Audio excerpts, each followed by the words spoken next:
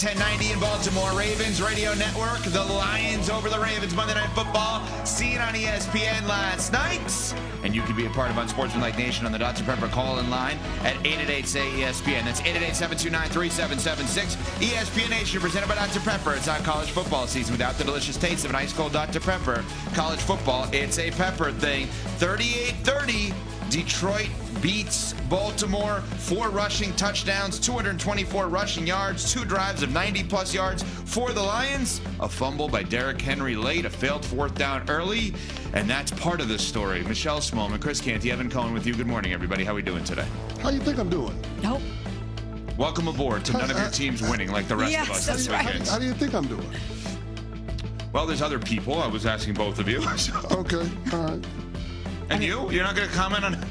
All right, so Cece, back to you. No. Small does nothing there. I feel better today than Cece does as our resident Raven here, but I'm pretty surprised to see the Baltimore Ravens sitting there at 1-2 to open the season. First time that Baltimore has a losing record after 3 games for the 3rd time in Harbaugh's 18 seasons as a coach. This is not great for Baltimore, who all of a sudden, we talked about the pressure that's on them anyway, but with the Chiefs not looking like the Chiefs, this feels like the moment for those teams in the AFC that have been knocking on the door for years now to finally step forward and take advantage of maybe the path that they have in front of them if the Chiefs aren't as formidable. And the Ravens not off to a great start. All right, so as a former Raven, what bothers you the most about what you saw from your ex-team last night?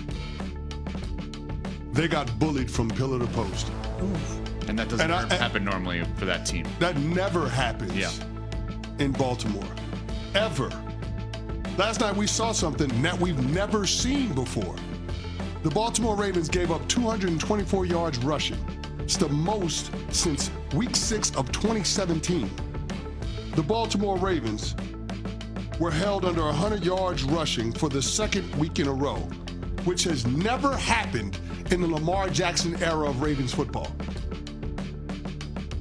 Right now, what we're about to do the next 10 minutes is give you the anatomy of an ass whipping, because that's what happens. And I'm calling people out by name today because I'm upset. Oh. So those defensive tackles, Travis Jones, Broderick Washington, John Jenkins, Brent Urban, y'all got manhandled by some pups from the Detroit Lions. They had issues at the guard position. There's been turnover on the interior of that offensive line. Guess what? They had no issues last night. They was running those double team blocks, that duo play, and they was making them love it. As my former coach, Clarence Brooks, God rest his soul, would always say, they were making you love it, big fella. Making you love it. Making you love it. Rubbing your nose in it. You knew what was coming. Smalls, the worst feeling in football is when you know they're going to run the ball. They know you know that they're going to run the ball. And as a defense, ain't a damn thing you can do to stop it. That's what they got last night from David Montgomery and Jahmyr Gibbs. Yeah. I know that everybody gets caught up in the fluff and the trick plays and the option at the goal line from Amon-Ra St. Brown to Jahmyr Gibbs. That's a cute play. The throwback to Jared Goff, and then he throws a strike downfield. That's a cute play. But what it really was is running straight at you, no fair dodging, and there was not a damn thing the Baltimore Ravens could do about it. The players didn't do anything about it. The coaching staff didn't get any answers for it, and that's an embarrassment for John Harbaugh and his bunch. Roquan Smith's supposed to be an all-pro middle linebacker. Couldn't find him last night. Couldn't see him. Malachi starts at the goal line in the 2nd quarter, unblocked in the hole. Gets run over slow by David Montgomery. Say, bro, what's happening? Marlon Humphrey. Amon-Ra St. Brown in the 3rd quarter, giving him a stanky leg on a double move. Let's go. Touchdown. The Detroit Lions did whatever they wanted to the Baltimore Ravens. Whatever they wanted. And it's not as if the Ravens didn't catch any breaks in this game, because I thought the Ravens did. They bookended the half with scores, and let's be honest about one thing. Lamar Jackson got away with one because Brian Branch should have got a pick on that first drive of the 2nd half. He got away with one. Derrick Henry got away with one on the halfback pass into the end zone. Should have been picked off. It wasn't. They ended up scoring a touchdown on it. But the Ravens had an opportunity to take control of that game, and they couldn't seize it. They couldn't get the stops when they needed to. They couldn't impose their will from a physical standpoint when they needed to. When you got goal to go from the 1 yard line with 3 shots to get points and you walk away empty-handed, that is unacceptable. That is not the standard. That is not the version of Lamar Jackson that we're accustomed to seeing on primetime. The dude was sacked 7 times, a career high. Credit to the Detroit Lions. They had a great rush plan, but a lot of that is on Lamar. A lot of that is on the offense. And so as a former Raven, I'm extremely disappointed in that team because I thought that they would have more urgency about how they go about their business. And I ain't even get to Derrick Henry fumbling the ball. I ain't even get there. Go ahead. What is there to say? 3 straight games, you have a fumble. 2 of them consequential in terms of determining the outcome of your team's game. Shocking. Hold the damn ball. This is not your MO. You're not a fumbler. But now the word is out on the street, and everybody's going to be attacking that football because they know you'll give it up. It's not the Baltimore Ravens. That's not the franchise that I know. That's not the team that I know. The Detroit Lions came into their house and beat the Ravens at their own game on Monday Night Football for the world to see.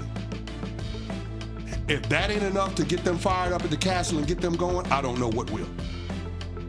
Derrick Henry postgame after his fumble on that punch out from Aiden Hutchinson, down 28-24, 1st and 10 at their own 21-yard line after a field goal by Baltimore to cut it to 28-24. Detroit then had a 3-and-out. Baltimore gets the ball back, thinking, okay, this is it, here we go. And Derrick Henry fumbles the football. Here is his postgame apology for the future Hall of Famer. Also words,